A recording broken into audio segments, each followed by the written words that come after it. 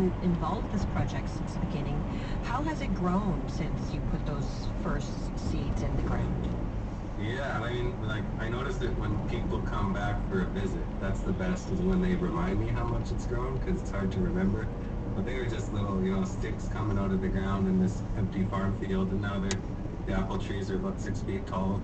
Some of the feedback I've heard from some of the elders is just, it's bringing back the discussion of food more, because it was such a part of the culture of Muskeg. It's easy to think of Indigenous food culture and go back to bison and berry picking, and that is part of it. But in the last 100 years or so, they were, subsistence farmers essentially. We still till about 50 home gardens every year, and we only have 150 or so houses on the reserve. So about a third of the houses have the gardens at home. So we're happy to just be part of that, resurgence of, yeah, it's important to grow your own food.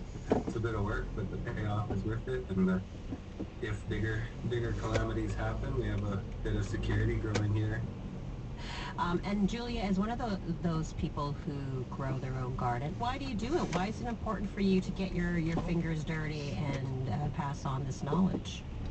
From a hobby standpoint, it's just something I enjoy and something that brings me peace. From a job standpoint, I do enjoy helping others learn about something they didn't have access to before. Because I was in that position. Before I was in this job, I didn't know a lot of things that just seem normal to me now. So if I can help others learn that as well, it's pretty cool. And who are you passing this knowledge on to? Yeah, we work with the school a lot. And how do they react when they get their little hands dirty and growing things?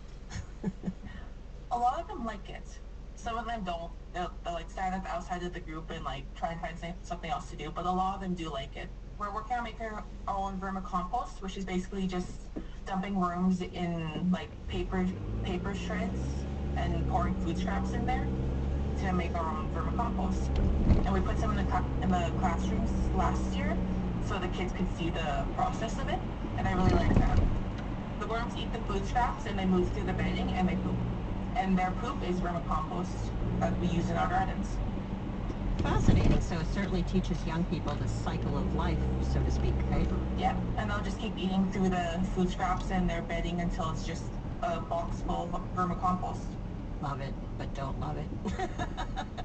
For composting and mulch, it's like trying to find little ways where you can connect like Indigenous natural wisdom to the garden. Like mulch would be what a forest does. It drops its leaves, protects the soil, stops it from evaporating, builds new soil as it decomposes.